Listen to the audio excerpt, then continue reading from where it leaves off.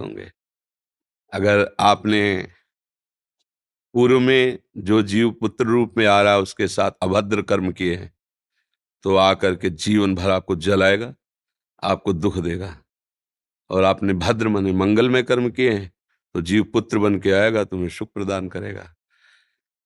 अब यदि इस समय भजन कर लो भगवान का, तो तुम उसके भी भाग्य को बदल सकते हो और अपने भी भाग्य को बदल सकते हो। ये भजन ही एक ऐसा कर्म है जो सब सुधार देता है। मार्कंडेय ऋषि के पिता महाराज मृकंड ने देखा, बहुत ज्योतिषाचार्य थे, कि 5 वर्ष में मेरे पुत्र की आयु खत्म है, मर जाएगा। बड़ी चिंता हुई कि जीवन भर भजन करते रहे, तपस्या की। पहले प्राय हम सब ऋषियों की ही संतान हैं, रहते गृहस्थ में थे पर पूर्ण ऋषि तपस्वी मुनियों की तरह हैं। हम सब ऋषियों की संतान हैं। जब गोत्र पूछा जाए तो देखो नहीं बोलते भरद्वाज गोत्र, याज्ञवल्क्य, हम सब ऋषियों की संतानें हैं। हाँ, तो उन्होंने को लगा कि कैसे क्या कर सकते हैं कि 5 वर्ष के बाद ये बालक जीवित बना रहे। अब पिता का कर्म शुरू हो रहा है। पूर्व संयोग इतने ही वर्ष का था, अब उनका नया कर्म काम कर रहा है। उन्होंने विचार किया, भगवान के भक्तों और संतों में विशेष सामर्थ्य है। यदि संतों को साष्टांग दंडवत करे और संतों का आशीर्वाद मिले, तो मैं इसे मृत्यु से भी बचा सकता हूं। उनको पता था, उनकी श्रद्धा थी, उनकी भावना थी। तो प्रायः पवित्र नदियों के किनारे ही ऋषियों के आश्रम होते थे, तो गंगा जी के समीप ही, हाँ, तो घाट में खड़ा कर देते। जो भी संत दिखाई देते, वैष्णव तिलक या शैव तिलक, वो सबको आदेश कर, छोटा सा बालक 2 वर्ष 3, साष्टांग प्रणाम करो, साष्टांग प्रणाम करो। उनकी सेवा यही थी, प्रसाद पाओ और जाके घाट में खड़े हो, जो भी संत दिखाई दे साष्टांग प्रणाम करो। एक दिन प्रच्छन्न वेश से गुप्त रूप से सनक सनंदन सनातन सनत कुमार भी, अब आपको क्या पता कौन महात्मा किस कोटि का किस वेश में तुम्हारे पास बैठा है, या तुम्हारे संग वार्तालाप कर रहा है, या तुम्हें कभी मिल सकता है, हमारी दृष्टि नहीं है ना। और वो दिव्य महापुरुष थे और वो देखा करते थे।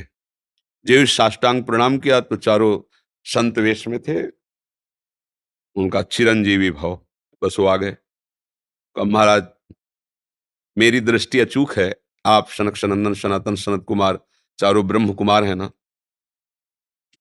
प्रच्छन्न वेश से आप घूम रहे हैं, ये तो अभागी है, 5 वर्ष में इसकी मृत्यु हो जाएगी।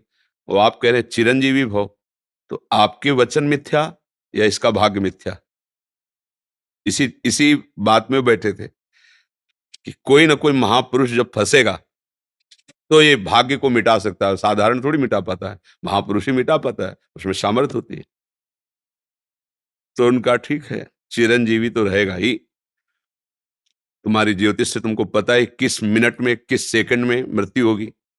उस दिन प्रातः से लेकर के और मृत्यु समय तक भगवान शिव के मंदिर में शिव का आलिंगन करके इसे बैठा देना, बस फिर और हम देख लेंगे। ऐसा ही किया। चारों ब्रह्म कुमार दरवाजे पे खड़े हो गए। तो ऐसे पुरुषों के पास यमदूत नहीं आते, साक्षात धर्मराज आते हैं। धर्मराज ने देखा सनक सनंदन सनातन सनत कुमार, तो उनका इस जीव का समय हो रहा है, आप आदेश करें तो मैं इसे ले जाऊं। बोले मैंने तो चिरंजीवी भव कहा है। बोले ब्रह्मा के आप पुत्र हैं, ब्रह्मा के द्वारा ही विधान किया जाता है। तो इतनी वार्ता हो ही रही थी कि भगवान शंकर प्रकट हो गए। और उनका कि कुछ बदलना नहीं है, 5 वर्ष की आयु ना, हाँ 5 वर्ष रहे, मेरी आयु के 5 वर्ष रहे। भगवान ब्रह्मा जी एक सुई लेकर के ऐसे कमल में छेद देते, आका 1 वर्ष हो जाता है। वो क्रम जब समय का लेंगे, जैसे उत्तरायण दक्षिणायन देवताओं के दिन रात, ब्रह्मा जी का दिव्य 100 वर्ष का जो आयु का विवरण है ना, उसको जब पढ़ो तो होश खराब हो जाएगी। एक दिन में 74 मनु बदल जाते हैं, इंद्र बदल जाते हैं एक दिन में।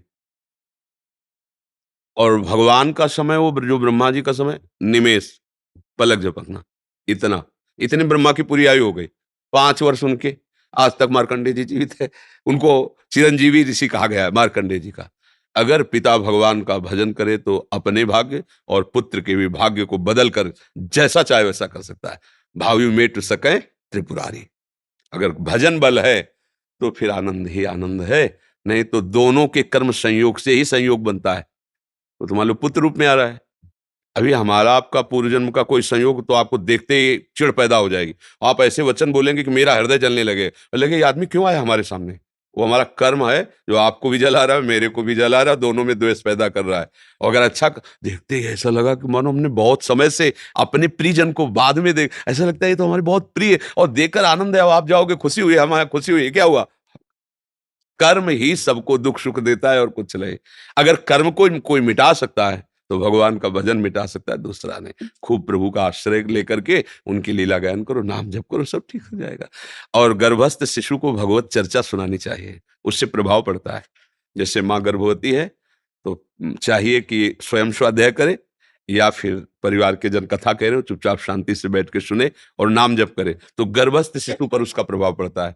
जैसे प्रहलाद जी जब कयाधु जी के गर्भ में थे तो नारद जी अपने आश्रम में लेकर के उनको भी भगवत चर्चा भक्ति का उपदेश किया, तो ऐसे महान भागवत 5 वर्ष में विश्व विजेता हिरण्यकश्यप को परास्त कर दिया। 5 वर्ष की आयु प्रहलाद जी की है और विश्व शक्ति संपन्न हिरण्यकश्यप परास्त कर दिया। अभिमन्यु जी गर्भ में ही थे, चक्रव्यूह का भेदन की क्रिया बताई तो 6 द्वार भेदने की क्रिया तक वो जगती रही, 7वें विश्व हो गई तो फिर वो मतलब गर्भस्थ शिशु पर बाहरी चर्चा का प्रभाव पड़ता है, बाहरी आचरण का प्रभाव पड़ता है। यदि हम नाम कीर्तन, भगवत चर्चा, भगवत कथा वार्ता तो उसमें भक्ति का अंकुरण हो जाएगा, गर्भस्थ शिशु में उसका प्रभाव पड़ जाएगा।